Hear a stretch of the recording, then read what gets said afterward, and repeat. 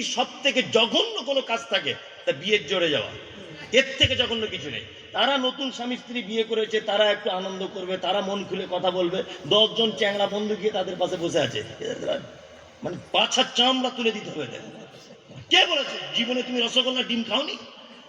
হ্যাঁ, চোখে দেখো না জীবনে দেশি মুরগি?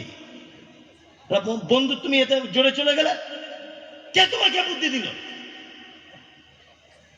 তারা নববিবাহিত জীবন যাপন করবে, স্বামী স্ত্রী দুজন, তারা দুজন শ্বশুর বাড়ি এসেছে তার বাপ মার বাড়িতে, তারা নতুন বিয়ে শাদী করেছে, তারা একটু ঘুরবে বেড়াবে আর কি ভোজকেমু করবে। তোমরা 10 জন চ্যাংড়া ছেলে ওর পিছনে কি করতে আসছো? তোমাদের কি জ্ঞান বুদ্ধি নাই? আর সমাজ কি বলে? 10 জন আসবে, আবার 10 জনকে জামা কাপড় দিতে হবে। কে তোমাকে এসব নিয়ম পদ্ধতি বলেছে? একদম না। কুপ্রথা সমাজ থেকে বার করুন আগে। বিয়ের এটাই পদ্ধতি, মেয়েটার দেখে পছন্দ হয়ে গেল, ঠিক আছে বুধবারে বিয়ে, মিটে গেল সমস্যা। পছন্দ একবার বলছে আমার বোনের পছন্দ হয়নি, তারা একদল আসছে, বলছে আমার না শ্বশুরের ছেলের পছন্দ হয়নি, সে আর একবার আসছে। আমার ভাইয়ের ছেলে দিল্লি থাকে, সে একবার আসছে। ও কি গরু নাকি যে একবার বেলেঘাটার হাট, একবার কাঁদপুরের হাট, একবার ওই হুগলির হাট, বারবার গরু তুলছে হাটে? একদম না। এই সমস্ত দাওয়াত নিজেকে হেফাজত করুন ইনশাল্লাহ। ইনশাল্লাহ ইমানি দায়িত্ব এটা আপনার। খেতে হবে, পেটে দিতে হবে, তাই বলে যেখানে সেখানে নয়। খুব সাবধানে থাকবেন। বিয়ের অলিমাতে দাওয়াত গ্রহণ করবেন, মেয়ের বাড়িতে দাওয়াত গ্রহণ করবেন না, মনে থাকবে। অলিমাতে ছেলের বিয়ের দাওয়াত গ্রহণ করবেন, ছেলের বিয়েতে অলিমার দাওয়াত গ্রহণ করবেন।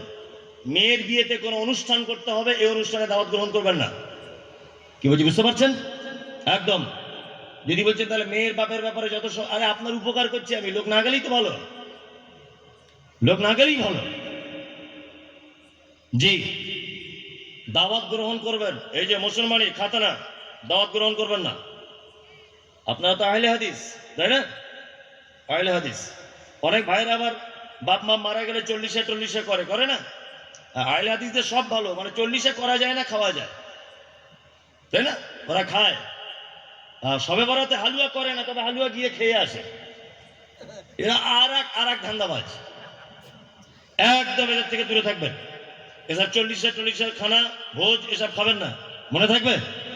দাওয়াত দিলে খেতে হবে, তবে একটা কথা বলে দিই, কয়েকটা দাওয়াত বাড়িতে আপনি যেতে পাবেন না। এমন একটা বাড়িতে বসতে দেওয়া হলো যে বাড়িতে দেখবেন ছবি মূর্তি টাঙিয়ে দেওয়া আছে, শাহরুখ খান, সালমান খান, প্রীতি জিন্টার, হেমা মালিনী, ঐশ্বর্য রায় ছবি টাঙানো আছে, এই ঘরে আপনি ঢুকতে পারবেন না। নাম্বার 2, এমন একটা বাড়িতে আপনাকে ঢুকিয়ে খেতে দেওয়ার আয়োজন করা হলো যেখানে বাদ্যযন্ত্র বাজছে, গান বাজনা হচ্ছে, ওই বিয়ে বাড়িতে, অনুষ্ঠান বাড়িতে আপনি যেতে পারবেন না। নাম্বার 3, এমন এক বাড়িতে আপনাকে আহ্বান করা হলো যে বাড়ির প্যান্ডেলের ভিতরে 2টো পাট করে দেওয়া হয়েছে, ভিআইপিদের জন্য আলাদা খাবার, নর্মাল লোকেদের আলাদা খাবার। এই দাওয়াত বাড়িতে যাওয়া হারাম, চলবে না।